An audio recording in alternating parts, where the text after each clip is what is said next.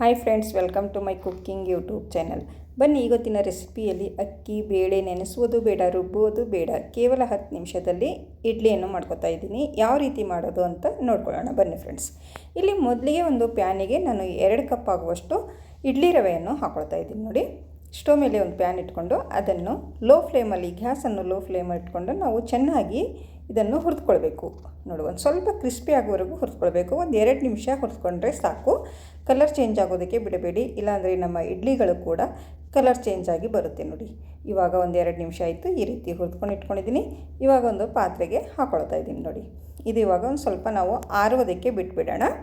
ನೋಡಿ, ಈ ರೀತಿ ಒಂದು ಸ್ವಲ್ಪ ಆರಿದ ಮೇಲೆ ನಾನು ಇದಕ್ಕೆ 1 ಕಪ್ ಆಗುವಷ್ಟು ಮೊಸರನ್ನು ಹಾಕ್ತಾಯಿದ್ದೀನಿ ಮತ್ತು 1 ಕಪ್ ಆಗುವಷ್ಟು ನೀರನ್ನು ಕೂಡ ಹಾಕ್ತಾಯಿದ್ದೀನಿ. ನೋಡಿ, ರುಚಿಗೆ ತಕ್ಕಷ್ಟು ಉಪ್ಪು ಮತ್ತು ಅರ್ಧ ಟೀ ಸ್ಪೂನಷ್ಟು ಅಡುಗೆ ಸೋಡಾ ಹಾಕ್ಕೊಂಡು ಒಂದು ಸರಿ ನಾವು ಇದು ಚೆನ್ನಾಗಿ ಮಿಕ್ಸ್ ಮಾಡ್ಕೊಳ್ಬೇಕು. ಈ ರೀತಿ ಒಂದು ಸ್ವಲ್ಪನೂ ಗಂಟಿಲ್ಲದ ಹಾಗೆ ಚೆನ್ನಾಗಿ ಮಿಕ್ಸ್ ಮಾಡಿಕೊಂಡು ಇಟ್ಕೊಳ್ಬೇಕಾಗುತ್ತೆ. ನೋಡಿ, ಮೊಸರು ರವೆ ಎಲ್ಲ ಚೆನ್ನಾಗಿ ಮಿಕ್ಸ್ ಮಾಡ್ಕೊಳ್ಬೇಕು. ಈ ರವೆ ನೆನೆಯೋದಕ್ಕೆ ಒಂದು ಸ್ವಲ್ಪ ನಾವು ಇದನ್ನು ಒಂದು ಅರ್ಧ ಗಂಟೆ ನೆನೆಸೋದಕ್ಕೆ ಬಿಟ್ಬಿಡಬೇಕಾಗುತ್ತೆ. ಇಲ್ಲಿ ಒಂದು ಸ್ವಲ್ಪ ಗಟ್ಟಿ ಅನ್ನಿಸ್ತಾ ಇದೆ, ಅದಕ್ಕೆ ನಾನು ಇನ್ನೊಂದು ಅರ್ಧ ಕಪ್ಪಷ್ಟು ನೀರನ್ನು ಹಾಕ್ಕೊಂಡು ಈ ರೀತಿ ಚೆನ್ನಾಗಿ ಮಿಕ್ಸ್ ಮಾಡ್ಕೊತಾ ಇದ್ದೀನಿ. ನೋಡಿ, ಇವಾಗ ಈ ರೀತಿ ಚೆನ್ನಾಗಿ ಮಿಕ್ಸ್ ಆಯಿತು.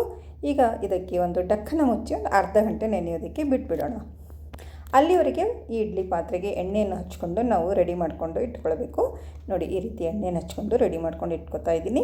ಇವಾಗ ಒಂದು ಅರ್ಧ ಗಂಟೆ ಆಯಿತು. ಯಾವ ರೀತಿ ನೆಂದಿದೆ ನಮ್ಮ ರವೆ ಅಂತ ನೋಡ್ಕೊಳ್ಳೋಣ. ನೋಡಿ ಫ್ರೆಂಡ್ಸ್, ಎಷ್ಟು ಚೆನ್ನಾಗಿ ಮೊಸರಿನಲ್ಲಿ ರವೆ ಚೆನ್ನಾಗಿ ನೆಂದು ಹೋಗಿದೆ.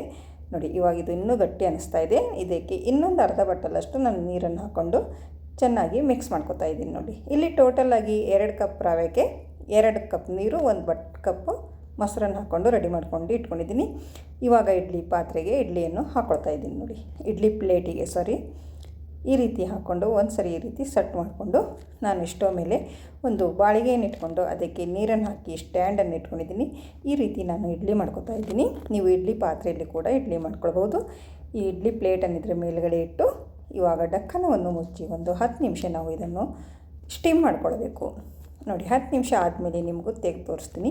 ನೋಡಿ, ಇವಾಗ 10 ನಿಮಿಷ ಆಗಿದೆ. ನೋಡಿ, ನಮ್ಮ ಇಡ್ಲಿಗಳು ರೆಡಿ ಆಗಿವೆ. ನೋಡಿ, ಗೊತ್ತಾ ಫ್ರೆಂಡ್ಸ್, ಈ ರೀತಿ ನಾವು ಆರಾಮವಾಗಿ ಈ ಪ್ಲೇಟನ್ನು ತೆಗೆದುಕೊಳ್ಬೇಕು. ಒಂದು ಸ್ವಲ್ಪ ನಾವು ಇದು ಆರೋದಕ್ಕೆ ಬಿಡಬೇಕು. ಬಿಸಿ ಇರುವಾಗಲೇ ತೆಗೆದ್ರೆ ಅದು ಅಂಟ್ಕೊಳ್ಳುತ್ತೆ ಪ್ಲೇಟಿಗೆ. ಆರಿದ ಮೇಲೆ ತೆಗೆದ್ರೆ ಚೆನ್ನಾಗಿ ಬರುತ್ತೆ ನಮ್ಮ ಇಡ್ಲಿ. ನೋಡಿ, ಇವಾಗ ಒಂದು 2 ನಿಮಿಷ ಆಯಿತು. ಇವಾಗ ನಾನು ತೆಗಿತಾ ಇದ್ದೀನಿ. ನೋಡಿ, ಎಷ್ಟು ಚೆನ್ನಾಗಿ ಬಂದಿದೆ ಅಂತ ನೋಡ್ಕೊಳ್ಬೋದು. ಸೂಪರಾಗಿರುವ ನಮ್ಮ ಈ ರವೆ ಇಡ್ಲಿ ರೆಡಿ ಆಯಿತು. ನೋಡಿದ್ರಾ ಎಷ್ಟು ಚೆನ್ನಾಗಿ ಬಂದಿದೆ ಅಂತ. ಇದ್ರ ಜೊತೆ ನಾನು ಶೇಂಗಾ ಚಟ್ನಿ ಕೂಡ ಮಾಡ್ಕೊಂಡಿದ್ದೀನಿ. ಇಲ್ಲಿ ನೋಡಿದ್ರಾ, ಶೇಂಗಾ ಚಟ್ನಿ ಅಥವಾ ಟೊಮೊಟೊ ಚಟ್ನಿ, ಸಾಂಬಾರು ನಿಮಗೆ ಯಾವ್ದು ಇಷ್ಟನೋ ಅದ್ರ ಜೊತೆ ನೀವು ಈ ಇಡ್ಲಿಯನ್ನು ಸರ್ವ್ ಮಾಡ್ಕೊಳ್ಬೋದು. ಇಲ್ಲಿ ನಾನು ಒಂದು ಪ್ಲೇಟಲ್ಲಿ ಸರ್ವ್ ಮಾಡ್ತಾಯಿದ್ದೀನಿ. ಹೂವಿನಷ್ಟೇ ಮೃದು ಆಗಿರುವಂಥ ನಮ್ಮ ಮಲ್ಲಿಗೆ ಅಂತ ಇಡ್ಲಿ ರೆಡಿ ಆಯಿತು. ನೋಡಿ, ಸಾಫ್ಟ್ ಆ್ಯಂಡ್ ಸ್ಪಂಜಿ ಆಗಿರುವ ಇಡ್ಲಿ ನೋಡ್ತಾ ಇರ್ಬೋದು ನೀವು ಎಷ್ಟು ಚೆನ್ನಾಗಿ ಬಂದಿದೆ ಅಂತ. ಅದ್ರ ಜೊತೆ ಚಟ್ನಿ ಕೂಡ ಮಾಡ್ಕೊಂಡಿದ್ದೀನಿ. ಚಟ್ನಿ ಕೂಡ ಸರ್ವ್ ಮಾಡ್ತಾಯಿದ್ದೀನಿ. ಐ ಹೋಪ್ ಇವತ್ತಿನ ವಿಡಿಯೋ ನಿಮಗೆ ಇಷ್ಟ ಆಗಿದೆ ಅಂತ ಅನ್ಕೋತೀನಿ. ಇಷ್ಟ ಆದರೆ ಒಂದು ಲೈಕ್ ಮಾಡಿ, ಕಮೆಂಟ್ ಮಾಡಿ ಮತ್ತು ಈ ರೆಸಿಪಿಯನ್ನು ನಿಮ್ಮ ಫ್ಯಾಮಿಲಿ ಆ್ಯಂಡ್ ಫ್ರೆಂಡ್ಸಿಗೆ ಶೇರ್ ಮಾಡಿ. ನೋಡಿದ್ರೆ ಎಷ್ಟು ಸ್ಪಾಂಜಿ ಆಗಿರುವ ಸಾಫ್ಟ್ ಆಗಿರುವ ಇಡ್ಲಿ ರೆಡಿ ಆಯಿತು. ಒಳಗಡೆ ಕೂಡ ನೋಡ್ಬೋದು ಎಷ್ಟೊಂದು ಚೆನ್ನಾಗಿ ಬಂದಿದೆ ಅಂತ.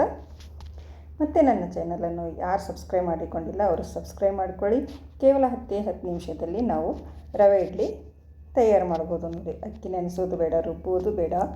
ಮತ್ತೆ ಸಿಗೋಣ ಮುಂದಿನ ವಿಡಿಯೋದಲ್ಲಿ. ಓಕೆ, ಬಾಯ್ ಬಾಯ್ ಫ್ರೆಂಡ್ಸ್.